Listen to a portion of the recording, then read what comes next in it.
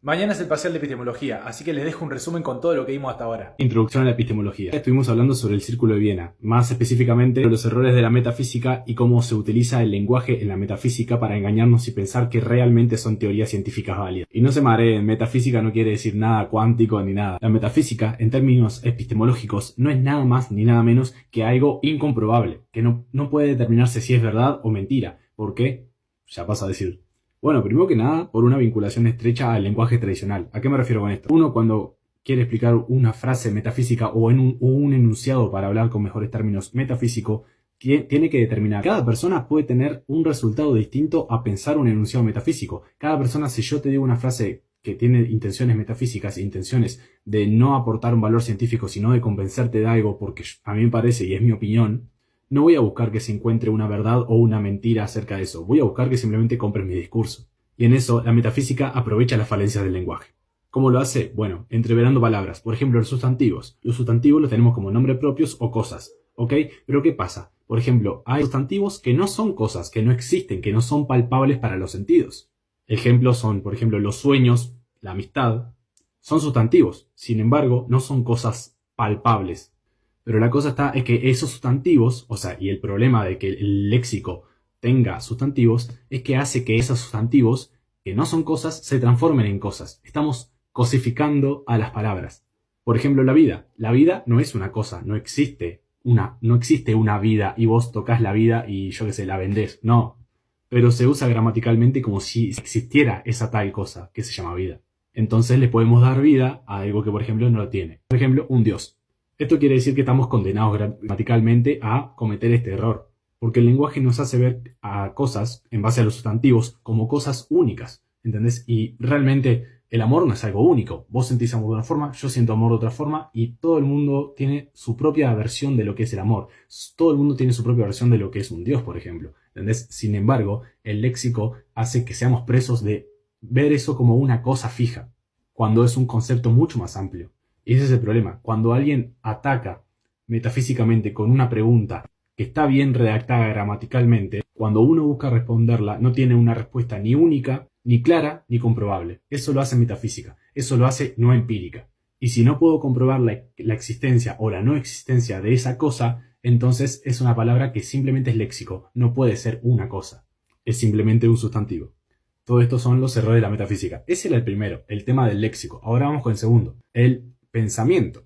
Y creer que el pensamiento te puede llevar a conocer cosas que no existen. La mente sola no te puede llevar al conocimiento. Vos tenés que tener algo para poder generar ese conocimiento en tu mente. ¿Ok? Vamos a poner un ejemplo muy práctico y concreto para que todos entiendan. No existe un unicornio. ¿Ok? En la naturaleza nunca existió un unicornio. Sin embargo, todos hemos visto cuernos, por ejemplo, en un rinoceronte, y todos hemos visto caballos. Entonces, tal vez alguien pensando sí pudo determinar la existencia o inventarse un unicornio en base a cosas que ya conocía, cuernos y caballos. Es como imaginarse a un humano con alas, ¿ok? Alas tienen todos los pájaros, ¿entendés? Ya con eso ya hace la asociación, un humano que tenga alas para volar. Volar como un pájaro, porque lo que tenemos en la naturaleza es eso. Y ahí se genera un imaginario de la posibilidad. Y bueno, ¿quiénes vuelan? Los ángeles, ¿entendés? Y eso es toda una creación. Bueno, pero volviendo. Pensar no te puede llevar a generar un nuevo conocimiento, ¿ok? Pensar no te va a hacer descubrir cómo funciona, por ejemplo, la biología, ¿entendés? Cómo funciona un organismo vivo. Eso no se basa en vos pensar y sentarte a meditar y ver, yo creo que este organismo vivo funciona de esta manera. No, vos tenés que comprobarlo empíricamente. ¿Cómo se hace eso? Con un trabajo de campo. Pero volviendo, tenemos también los enunciados contrafácticos. Por ejemplo, podemos decir, si tal persona hubiera nacido en tal año y se hubiera desarrollado con tal familia, tal vez no estaría en la ruina hoy en día. Ponemos una persona que está en la ruina.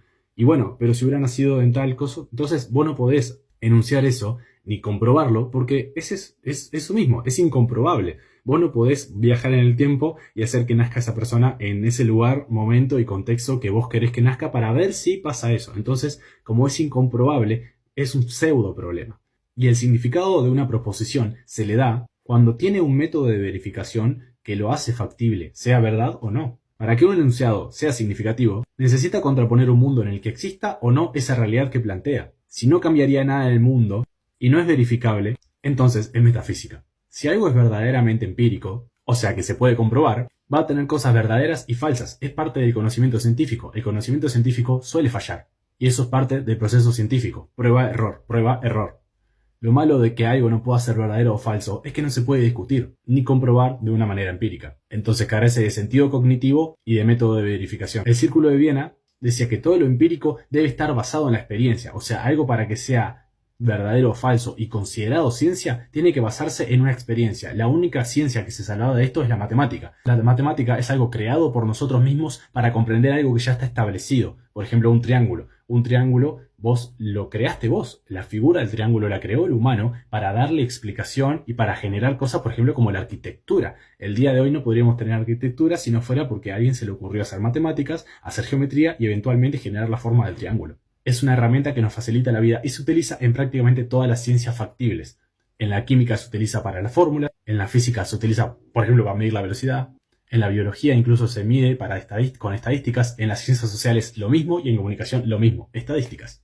Lo siguiente que hablamos es sobre los métodos de análisis lógico, que se basa en reducir a enunciados aún más simples sobre lo que se da empíricamente. Entonces se tienen que informar enunciados simples sobre lo observable, lo que yo puedo ver, oler, sentir, básicamente con mis sentidos.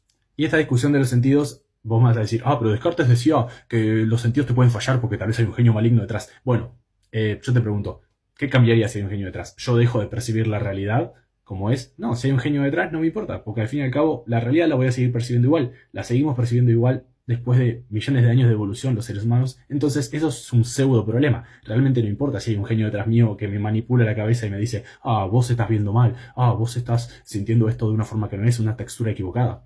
Eso no importa porque genuinamente no me cambia la vida. Pase o no, sea verdad o no que hay algo que me manipula mis pensamientos, yo sigo viendo las cosas de la misma manera, yo sigo oliendo las cosas de la misma manera, yo sigo saboreando las cosas de la misma manera, yo sigo sintiendo las cosas de la misma manera, porque eso no cambia. ¿Entendés? Si hay un genio o no detrás, o estoy en la Matrix o lo que sea, no va a cambiar, voy a seguir viviendo la misma vida. Entonces es un pseudo problema, no me afecta para nada, que es una de las cosas que habíamos visto antes. Y si existiera o no existiera, ¿qué te cambia la vida? Literalmente vas a seguir viviendo de la misma manera. Volviendo al tema de los enunciados y cómo se deben hacer más simples con lo que uno observa para poder reducir y así ayudarte a determinar algo. Tenemos también el sistema de constitución, en el que un concepto grande tiene que ser determinado por una reducción paso a paso, a conceptos inferiores hasta llegar a un nivel mucho más simple, en el cual vos, según tu experiencia, según observación, según tu propia investigación, cosas factibles que ves que podés comprobar en la naturaleza, puedas empezar a determinar si algo es verdadero, si una tesis es verdadera o es falsa. La profe ponía un ejemplo de si quiero averiguar si los carpinchos tienen hábitos nocturnos o no. Entonces, ¿qué voy a hacer? Voy a basarme en lo comprobable, voy a ir carpincho por carpincho de un grupo de carpinchos del Uruguay, yo qué sé, del humedal de Santa Lucía, voy y analizo un grupo de 5 carpinchos que viven juntos. Bueno, entonces, ¿qué hago? Voy carpincho por carpincho y digo, este carpincho número 1, ¿qué hace a tal hora? Bueno, a tal hora está reposado en tal lugar, con los ojos cerrados, no podés determinar si está durmiendo o no.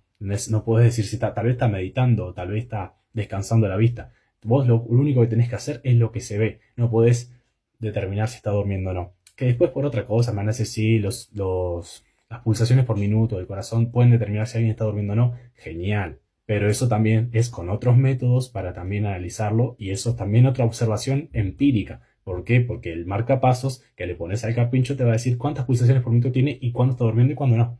Además, de que el ritmo cardíaco puede variar dependiendo de cada individuo particular. Entonces, genuinamente no sabes. Y cerramos la clase diciendo que la experiencia es personal, pero la ciencia es colectiva. ¿Qué quiere decir esto? Que yo, cuando quiero hacer una investigación científica y empírica, voy a tener que reducir la experiencia que yo estoy observando a un lenguaje que pueda entender otro colega, que sea ajeno a mí, con un lenguaje 100% con cosas determinables, lo que hablábamos recién del carpincho, cómo tengo que yo, según lo que veo, no determinar si está durmiendo o no, sino yo lo que estoy viendo seguro es que está reposado en tal lugar, con los ojos abiertos o cerrados. Tengo que aclarar eso, no poner un juicio de valor de si está durmiendo o está, meditando. Volvemos. Apoyarse en lo objetivo, lo que sabes por experiencia. Ver, oír, sentir, oler, saborear. No pensar. Lo que pienses no es experiencia, no es empírico. Y ahora sí terminamos con lo que es la ciencia unificada. Habla de que la experiencia propia de cada individuo es la base de su propio conocimiento. La mente propia es lo único certero. Yo sé que estoy pensando, y eso ya lo decía Descartes. Yo ya sé que estoy pensando y es lo único certero. Sé que estoy pensando por más que lo haga bien o mal.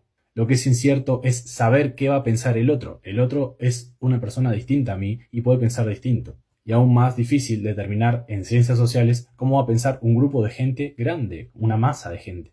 Y todo esto es para determinar que el lenguaje es el gran problema de los estudios científicos. Por los simbolismos que manejamos, como por ejemplo el sustantivo, podemos hacer que se generen discursos que no son empíricos, que no son científicos, que no buscan comprobar algo como cierto o como falso, simplemente buscan decir algo. Y con la ciencia unificada se busca un sistema de conceptos para todas las lenguas. Las clases pasadas estuvimos hablando sobre el Círculo de Viena y esta clase vamos a hablar sobre Popper. No ese que olés y se te abre el culo, no, ese no. Popper tenía una pregunta. ¿Cuándo se debe considerar científica una teoría? Y Popper creía que el falsacionismo era lo que comprobaba que una teoría era científica. Lo que quiere decir que una teoría, para Popper, tiene que poder ser falseable. ¿Qué es falseable? Ya te paso a decir. Y no falseable de que sea falsa, pero ya paso a explicar. Él hacía una diferenciación de empirismos. Habían teorías genuinamente empíricas y había teorías pseudoempíricas. Y proponía al marxismo, al psicoanálisis y a la teoría del individuo como empíricas, más o menos coherentes con el relato y su escritura, con gran poder explicativo, efecto de revelación, y el mundo estaba lleno de verificaciones de las mismas, o sea, un sesgo de verificación. Pero el problema es, ¿qué es lo que confirman realmente? Estas teorías tenían la forma de caer siempre bien paradas, por así decirlo. Pase lo que pase, ¿se podía explicar todo en la sociedad? Bueno, estas teorías prácticamente decían que sí. Y Popper decía que si no puede ser falseable, poniéndola en el contexto de una situación hipotética, de ninguna forma, no dejaban la puerta abierta al error, que es algo fundamental en la ciencia. Lo decía el mismo Círculo de Viena. Prueba, error, prueba, error. Por ejemplo, la teoría de la relatividad sí abría la puerta al error, y Popper se agarró mucho de esa teoría para determinar que el estatus científico de una teoría era su refutabilidad. Cuando se debe reinterpretar la teoría para hacerla compatible con los hechos, o describen hechos imposibles de poner a prueba, no se puede generar una posibilidad de falseamiento de la teoría. Y eso va en contra de los principios científicos, según Popper. Cambió la unidad de análisis con respecto al Círculo de Viena. El Círculo de Viena analizaba los enunciados. Popper analiza la teoría en sí. Y afirmaba que la ciencia no es un saber pasivo, debe querer solventar problemas. Y estas son 4 preguntas que Popper le hace a una teoría para corroborar si es científica. 1. ¿Derivan contradicciones? 2. ¿Corresponde a una ciencia formal o experimental? 3. ¿La nueva teoría explica y mejora las cosas que explicó la teoría anterior o no? 4. ¿Una teoría se contrasta al aplicar empíricamente las consecuencias que derivan de ella? Y proponía la eliminación de la generalización para comprobar si una teoría era científica, ya que no podés estar seguro del todo de nada, porque no tenés todos los casos hipotéticos que se pueden llegar a generar para comprobar todo. Y la idea de la ciencia es seguir comprobando día a día con todos los eventos que siguen pasando, porque la ciencia, igual que el humano, evoluciona. Él decía que la repetición de casos afirmados no te garantizaba la generalización, y para hacer eso se precisa una demostración lógica, pero no hay ninguna demostración lógica que lo haga. Vas a requerir de una aproximación. Como la teoría de la relatividad de Einstein. Einstein decía que la curva del Sol de la gravedad hacía que también llegara distinta la luz a nuestro planeta, que llegara desviada, por así decirlo. Y tenía razón, era desviada, pero la había errado por unos cálculos. Entonces, evidentemente, no estaba empíricamente comprobado, pero estaba cercano, suficientemente cercano como para poder decir que la teoría fue válida. Y acá trae lo que es falsear una teoría. Generarle la posibilidad de que haya un error.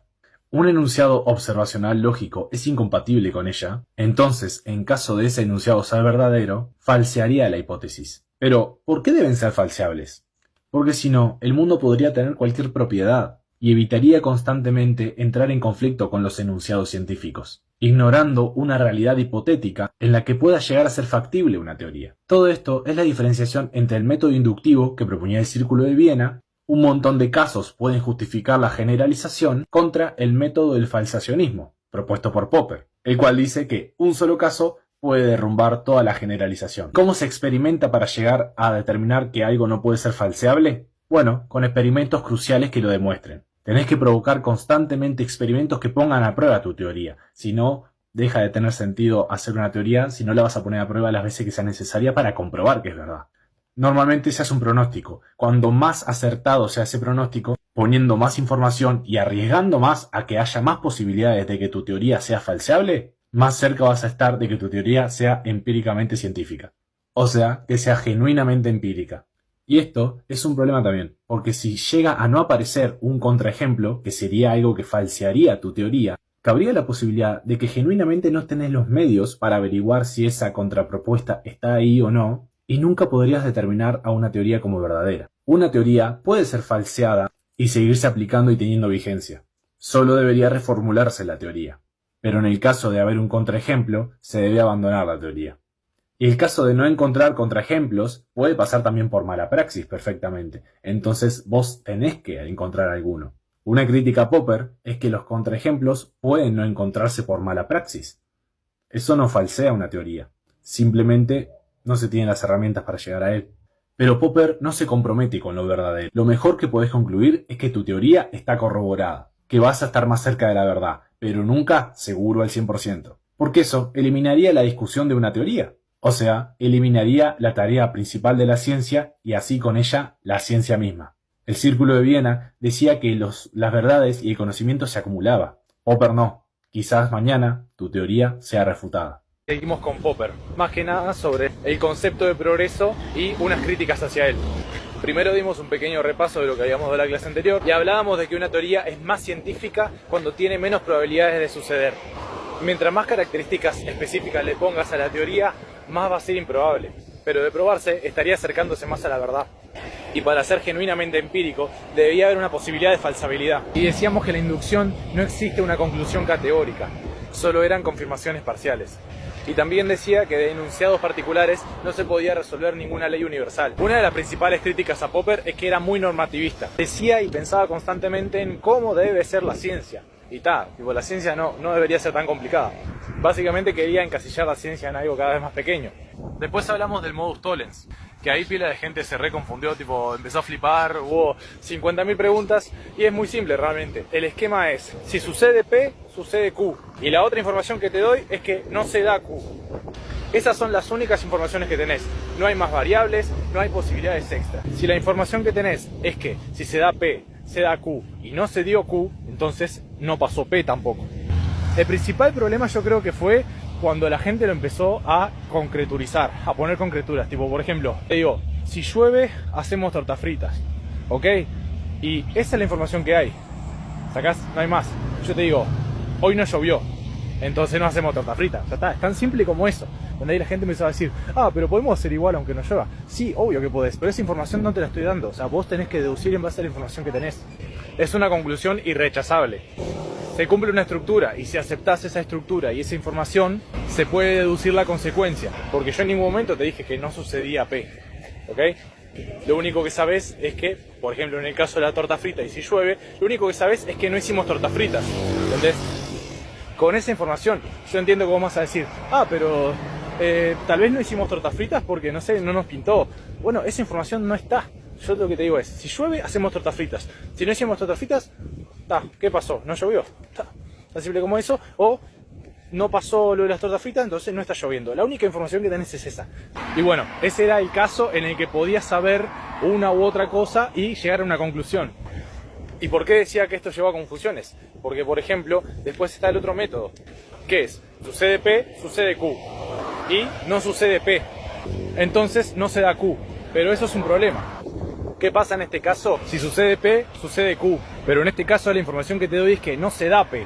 O sea, lo que generaría Q no sucede. Sin embargo, tu conclusión es que no se da Q. Pero ahí generas una falta de negación.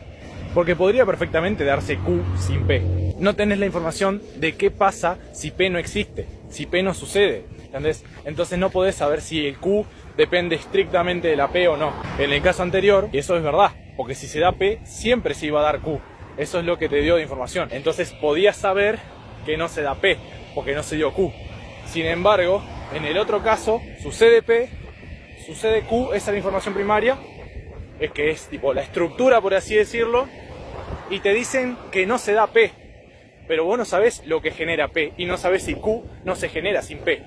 Entonces, si tu conclusión es que no se da Q, sería errónea, porque con la información que tenés no podés saber si Q se daría o no. Seguís sabiendo lo mismo, que si se da P, fijo se da Q, pero Q es un organismo independiente de P, ¿ok? El P genera Q, ¿está? Pero eso no quiere decir que la única forma de generar Q sea con P. Esa es la abstracción. En concretura, bueno, para mí son innecesarios los ejemplos y para mí marean más incluso. En la clase se mareó todo el mundo, hubo 1.000.000 de preguntas, media clase fue literalmente el profesor contestando preguntas de no entiendo, profe. Y bueno, está. Son cosas que pasan, para mí las concreturas dificultan todo y hacen que la gente levante la mano para decir, tengo una idea de cómo podría ser, y para que el profesor les diga, no, la verdad no. O encontrar una forma de decirles, bueno, está bien pensado, pero habría que reformularlo. No, mano. Bueno, nunca más me tomo el día para hacer otras cosas porque la verdad que está de menos caminar y hablar al celular así, me pesa la espalda que da miedo. Bien, entonces una pregunta que se le hace a Popper es ¿cómo se puede buscar la verdad si una confirmación es imposible? Y él pretendía la confiabilidad. Se aproxima a la verdad generando una hipótesis, una conjetura que sea arriesgada e intente refutar. Y se somete a pruebas críticas. La idea puede ser perfeccionada en base a conjeturas y refutaciones que se vayan haciendo. Bueno, ahora vamos con lo interesante. Las críticas al maldito hijo de mil de Popper, boludo. Las teorías suelen tener forma de generalizaciones y se tomaría un riesgo al no permitir la observación de eventos particulares, como por ejemplo lo que proponía el Círculo de Viena, evidenciar con evidencia empírica de ver cierta acción en particular de tal individuo o tal objeto para estudiarlo. En el proceso de falsamiento puede haber un montón de errores, desde errores de praxis hasta errores de cálculos, errores de todo tipo, y tenés que averiguar en qué parte le erraste para reformular ahí recién la teoría, cuando realmente por un error no tendría que hacerse todo eso. Eso también pasaba con el tema de no tener la tecnología para hacerlo. Cuando todavía no se tiene la tecnología se puede hacer una hipótesis auxiliar que ayude a que eventualmente cuando se tenga la tecnología para poder realizar cierta teoría y comprobar si es verdadera o no, ahí recién se podría modificar. Pero hasta entonces no podés falsacionar una teoría y descartarla completamente porque no tenés los medios para averiguarlo. Como por ejemplo antes con la astronomía. Y le faltó refinar el concepto de contraejemplo. ¿Cómo sé yo que el contraejemplo no es una anomalía? No es algo que pasó esa única vez y ya está. Y sin embargo con eso descartas toda una teoría. Si usamos términos falsacionistas para tener que elegir entre dos teorías, una que falta corroboración y otra, o sea, que no se corroboró nunca, y otra que se corrobora, tiene un montón de corroboraciones individuales, entonces, ¿cuál de las dos elegís? El falsacionismo no define eso. Pretende resolver la justificación por medio de la deducción. Y su propio método no se aplica a sí mismo, sino quedaría refutado. Hasta llegar a Kuhn. ¿Se recuerdan que hablábamos sobre el Círculo de Viena? Después hablamos sobre Popper. Bueno, ahora llegamos a Kuhn, que abre otro camino. Compartía unas preguntas similares con el Círculo de Viena y con Popper. ¿Qué es la validez científica y qué hace a una teoría científica? Para Kuhn, una buena teoría es aquella en la que se tiene claro, observando a los científicos, cuál es el procedimiento científico. Él decía que no le interesaban los descubrimientos. Él quería ver los procedimientos científicos. No podemos ocuparnos de si una teoría es científica o no si ni siquiera sabemos los procedimientos que tiene. Entonces se preguntaba, ¿cómo ocurre la ciencia? Y a él le interesaba mucho el contexto de la comunidad científica. Planteaba la noción de progreso científico. Decía que siempre estábamos en el mejor de los mundos, científicamente hablando, ya que estábamos descubriendo lo más cercano a la verdad todo el tiempo. Como era historiador, decía que un buen historiador debe ponerse en los zapatos de quien pretende estudiar, del sujeto de estudio, en este caso los científicos. La mejor manera de hacer historia es poner a todas las teorías como científicas. Contrario a lo que decía Popper, que había que tener su mayor esfuerzo para demostrar que sean falseables, el Círculo de Viena que te ponía en una tarea imposible para tratar de demostrar que algo era verdadero, Kuhn decía que no había teorías no científicas. Él decía que había que tratar de dar su mejor esfuerzo de cada uno para que cada teoría pudiera ser científica. Porque según él, los malos historiadores solamente se centraban en la teoría predominante, en la que quedó como ganadora, comparándolo con los ganadores en la historia que son los que escriben la historia. O sea, en este caso, la teoría aceptada, que termina alejando a todas las teorías que no fueron aceptadas en su momento, pero que ayudaron a generar el estado actual de una teoría científica. Se proponía estudiar cada teoría desde sus términos y generar una historia correcta de la ciencia. Y proponía algo, que lo dogmático y lo incuestionable no tenía por qué estar tan alejado de la ciencia como proponían los autores anteriores. Él no creía que todas las preguntas deberían ser aceptadas en la ciencia, y decía que la ciencia estaba llena de dogmas. Jamás se trabajaba sin dogma, son constitutivos de la misma ciencia. Entonces Kuhn se preguntaba, ¿y cómo funciona la ciencia entonces? Decía que hay un conjunto de enunciados científicos en la comunidad que son irrechazables, y el dogma deja de ser dogma para llamarse paradigma, un paradigma científico, que es en la ciencia lo incuestionable. Los científicos piensan que está bien así. Kuhn investigó a los científicos y dijo, esto es así y está bien que sea así. La ciencia opera con dogma y está bien que así sea. El dogma, o en este caso el paradigma científico, es la clave para que la comunidad científica pueda entenderse mejor entre sí, para tener un conjunto de acuerdos para poder llegar a puntos en común. En psicología dimos a Kuhn y su proceso de teoría científica. ¿Qué proceso hacía él para determinar si una teoría era científica o no? Lo consideraba como un proceso histórico. Primero es una presciencia, que es cuando todavía no es una disciplina científica. La segunda parte, la ciencia normal, en la cual se instala un paradigma y queda sólido, sin discusión. La parte 3 sería la crisis, anomalías que se detectan en el paradigma y pueden hacerlo cuestionable. Luego la revolución, que es donde se adopta otro paradigma nuevo y se tiene que adaptar la comunidad científica a eso. Pero ahora vamos a desglosarlo con más profundidad, también desglosar el tema del paradigma con más profundidad.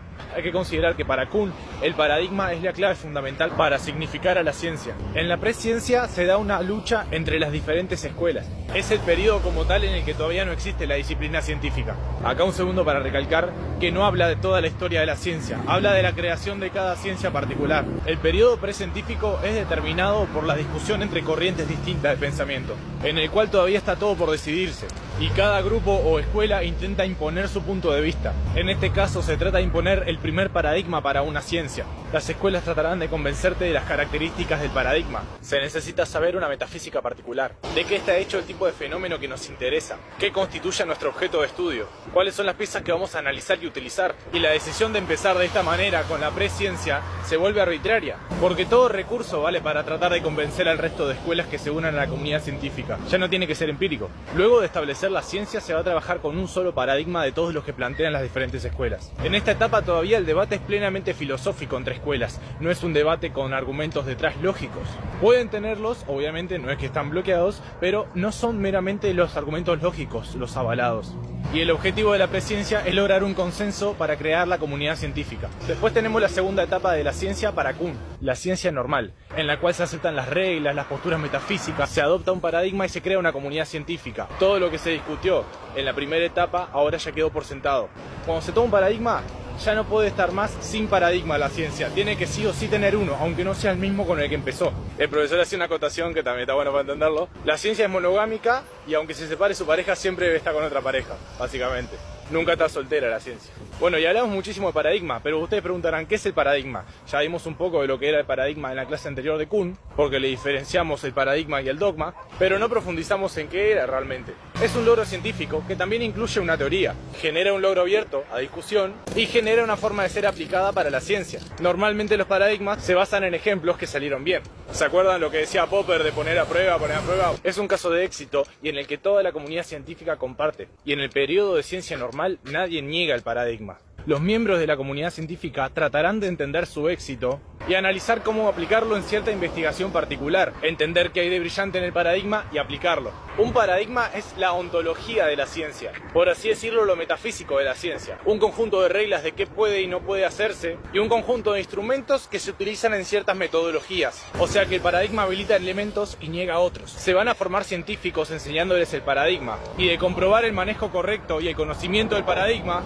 podrán ser parte de la comunidad científica. Tenés que poder entender y explicar el paradigma, saber las tecnologías y métodos que podés aplicar, además de las preguntas válidas. No se busca que el científico sea original y cree nuevas ideas constantemente. Se espera que entienda el paradigma por completo y pueda aplicarlo alguna vez y demostrar su conocimiento. Para cuestionar al paradigma tenés que tener credenciales científicas, ser avalado por la comunidad científica y además haber demostrado en múltiples ocasiones que conoces el paradigma en profundidad y que lo sabes aplicar. Ahí recién podría llegar el momento en que lo cuestiones al paradigma, que sería el momento de crisis, que es el tercero. Ya vamos a él. Primero terminamos de explicar el periodo de ciencia normal. El progreso en este momento de la historia de una ciencia se basa en resolver problemitas que genera el paradigma. Parte del proceso que se deben resolver para poder mejorar ese mismo paradigma. En este momento histórico de la ciencia, el progreso es acumulativo. El conocimiento aumenta y resuelve enigmas. En el periodo de ciencia normal, las cosas o mejoran o quedan igual que antes, no pueden empeorar. La ventaja de tener un paradigma estable y el dogmatismo científico es que alguien debe decirle al científico hacia dónde mirar. Deja de ser un explorador de lo desconocido y empieza a poder aplicar una teoría regular. Mediante tener muy claro a través del paradigma, el mundo, podés articular y concretar lo conocido. Y además, en la historia de las ciencias, se restringe el debate a periodos de cambio. Solamente en un proceso particular, con un contexto adecuado, podés criticar al paradigma. Si recién empezó la ciencia y todos están emocionados yendo a probar el paradigma nuevo que decidieron en la presciencia y vos lo querés cuestionar enseguida, no vas a tener muchos resultados. Tenés que, además de todas las características del científico, de conocer en profundidad las cosas,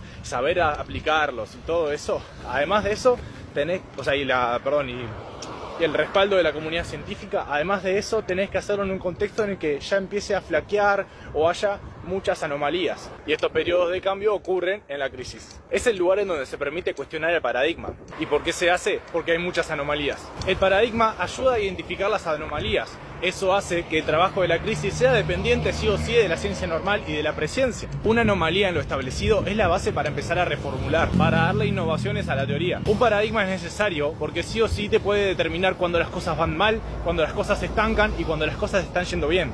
Cuando una prueba falla tantas veces, pero vos has demostrado conocer el paradigma y aplicarlo exitosamente, tenés las herramientas y el conocimiento, además de la prueba de la comunidad científica, esto querrá decir que se tiene que cambiar el paradigma, gracias a las reglas y criterios de éxitos claros. Las anomalías se presentan en ese momento. Primero te echás la culpa a vos mismo, porque fallaste una vez, pero si el problema persiste, se puede convertir en una anomalía y ahí cuestionar el paradigma. Las revoluciones científicas se generan por una división en la comunidad científica. Si hay muchas anomalías, significa que el paradigma dejó de funcionar adecuadamente. Entonces se debe dar un paradigma nuevo que sea incompatible con el anterior, pero que solucione esa anomalía que se ha generado.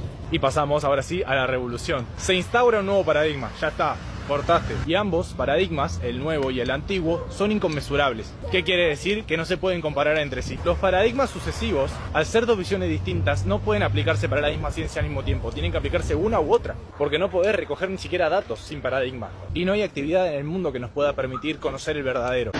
Decíamos que sin paradigma la ciencia no podía determinar cuál sería el paradigma correcto. Entonces, a la hora de tener dos, se tenía que descartar completamente el que manejabas antes e instaurar el nuevo. El paradigma se vuelve una promesa, soluciona las anomalías del anterior, pero eso no quiere decir que no genere otros problemas. Kuhn veía eso como un progreso. Si por lo menos ya puedo solucionar esa anomalía, quizás tiene la posibilidad de funcionar mejor que el anterior paradigma. El cambio del paradigma podía ser un cambio metafísico, de tecnologías, etc. No se saben las anomalías que generará el nuevo paradigma, solo que solucionará el problema anterior. Para el paradigma anterior, esa nueva propuesta no tiene sentido, porque cambia el criterio de éxito. Llega un momento en el que no se puede saber la verdad, porque no se puede ver la ciencia desde una perspectiva neutra. Vas a tratar de dar sentido al paradigma. Y Kuhn decía que no es posible encontrar evidencia de que un paradigma es verdadero o falso. El problema de esta etapa de la historia de la ciencia, la revolución, es que es un avance, pero ¿cómo puede no ser legítimo compararlos? Pero sí se dice que podés sustituir al paradigma. Y Kuhn decía que teníamos que ver la ciencia como una evolución desde algo y no como un progreso hacia algo. En epistemología dimos a Paul Feyerabend. Hablamos de cómo él estaba contra el método científico. Decía que había que tomarse en serio el giro historicista que había tenido la ciencia. Va a hablar sobre la complejidad de la historia de la ciencia y además va a hablar sobre anarquismo en la ciencia y cómo los científicos son oportunistas. Él decía que cuando los científicos tenían libertad, actuaban mejor. Él decía que todo valía en la ciencia. Quien busca un principio va a buscarlo de cualquier forma. Empezamos conversando sobre el anarquismo epistémico. Comparaba la ciencia con el anarquismo, porque compartía rasgos como por ejemplo el ser humanista, buscar la libertad. Decía que si la ciencia quiere ser mejor, tiene que ser anárquica para no regirse ni por leyes ni por órdenes. Dice que el anarquismo es muy serio y como postura política no lo toma. Y esa característica de seriedad no la toma para la ciencia. Él decía que la ciencia no debía ser tomada en serio, o por lo menos no tan en serio. Él era un dadaísta, que significa reaccionar con liviandad ante todas las cosas. Actuaba con liviandad. Él creía que se debía ser irreverente, provocar y desinflar a grandes conceptos como lo es la ciencia, por ejemplo, o como el gran concepto de verdad. Debía ser todo visto con menos seriedad, porque Feyerabend creía que todavía no se había analizado a fondo cómo era el trabajo del científico. Se centraban mucho en la ciencia y no tanto en los humanos que la hacían, decía él. Y él abrió ese camino a ver esa parte de la ciencia. Él decía que había una tensión entre el dogma y la creatividad del científico. Él, contrario a Kuhn, decía que la creatividad científica no se daba solamente en el momento de revolución,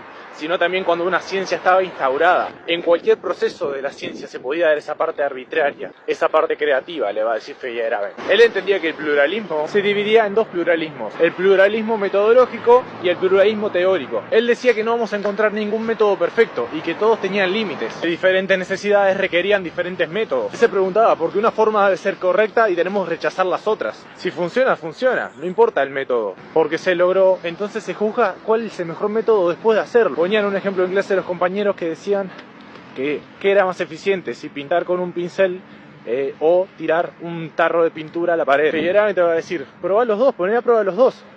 Si da el resultado, bueno, después de que tenemos el resultado, vamos a dar cuenta de cuál fue el mejor, el más eficiente, el que mejor aplicó técnica, etc. Figueroa decía que nosotros pensamos que sabemos suficiente del mundo como para investigarlo, pero no lo conocemos tanto, y los métodos de analizarlo son creados con el conocimiento que tenemos. Entonces no se puede saber de antemano cuál es el mejor método. Él decía, obviamente, que no se puede conocer lo que no se conoce. Contando con varias formas de aproximarte al objeto de estudio, podés determinar cuál es la más certera. Feyerabend dice que sabemos menos de lo que pensamos saber, y decía que es mejor ser consciente de tu ignorancia y tener a mano todos los métodos posibles para poder lograr algo, porque todos te pueden aportar algo. Y eso justificaba el pluralismo metodológico. Se hacía una pregunta importante Feyerabend: ¿qué es el conocimiento? Se cree que el conocimiento es cuando se quita lo falso del camino porque deja solamente una verdad. Pero para Feyerabend, más era más. Más conocimiento va a ser más verdad. Incluso las teorías falsas o incompatibles tenían que ser tenidas en cuenta. Si lo que importaba es sumar conocimiento, no deben rechazarse las teorías, deben ponerse a competir unas con otras. La profesora sorprendió a todo el mundo diciendo una analogía futbolística y dijo que la ciencia para Feyerabend era como una liga, y que para los demás autores era como un playoff, porque decía que en una liga el primero clasificado puede jugar contra el último igual, y el último va a tener que competirle al primero y el primero va a tener que competirle al último, ¿entendés? Y incluso el último le puede ganar en alguna circunstancia. Entonces ahí te das cuenta, el playoff es una se enfrenta a la otra y queda eliminada, descartada para siempre, ¿entendés? O a empezar el próximo periodo. Pero en la liga tenés que jugar los partidos contra todo el mundo, y eso hace que los equipos busquen competir y busquen mejorar año a año. Y esa competencia era la base para fundamentar el pluralismo teórico. Decía que no debería pasar que se dejen de lado teorías. Deben seguir para que la que es predominante siga evolucionando y siga mejorando, compitiendo con las otras. Feyerabend pone el ejemplo de atomismo. El atomismo hoy en día, bueno, todos sabemos, átomo, neutrón, electrón, protón. Pero en ese entonces, en el siglo V, ya se hablaba de un atomismo.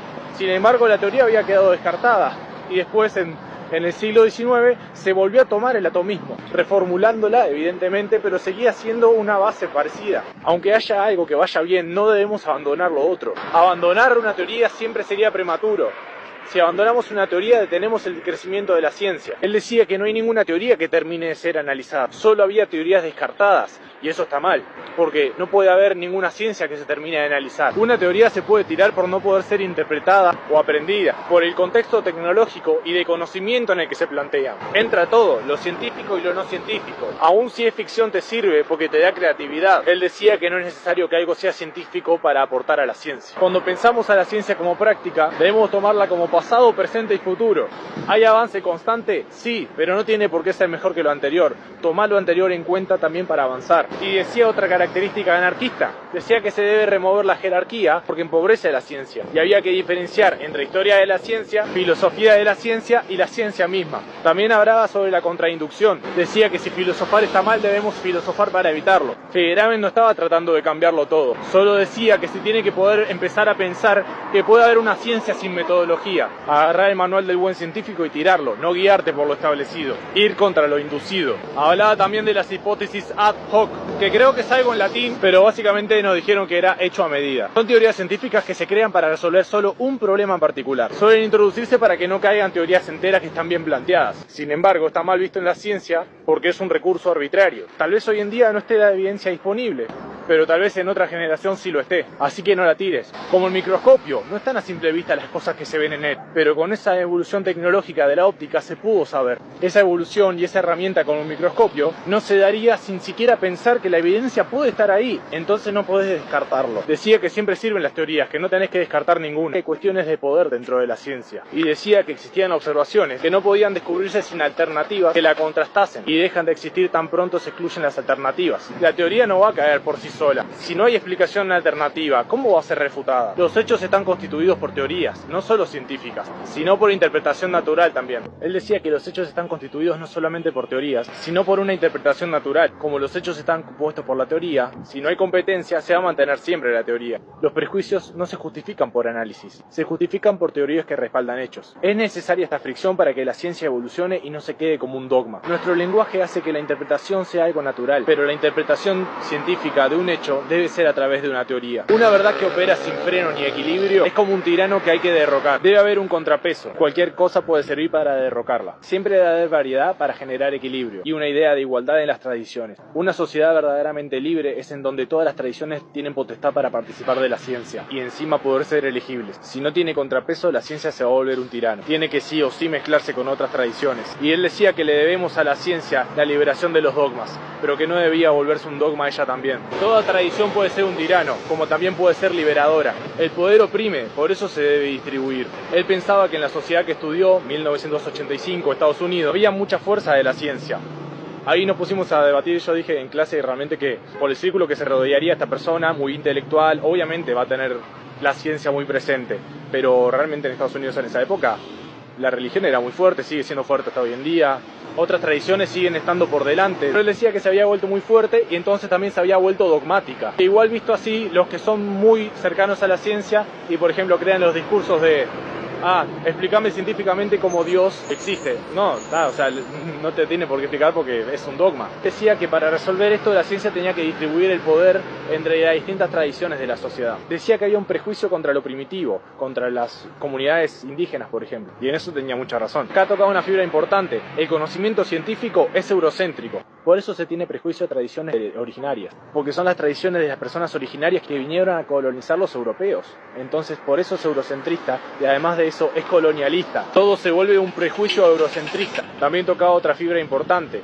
No es que no exista el experto científico, pero quien elige al experto científico es el político normalmente. Y el político es elegido por democracia, no porque va a elegir al mejor científico. Y decía que se volvió una elección no de la ciudadanía, sino del gobierno. Entonces no había una elección democrática sobre la ciencia. Y otro punto, decía que no es difícil la ciencia. Y que no debería serlo tampoco. Los científicos la hacen difícil para poder controlar la ciencia y tener poder sobre la sociedad. El que no tenga interés en la ciencia se va a quedar sin saber. Y ellos lo hacen así para poder tener el poder.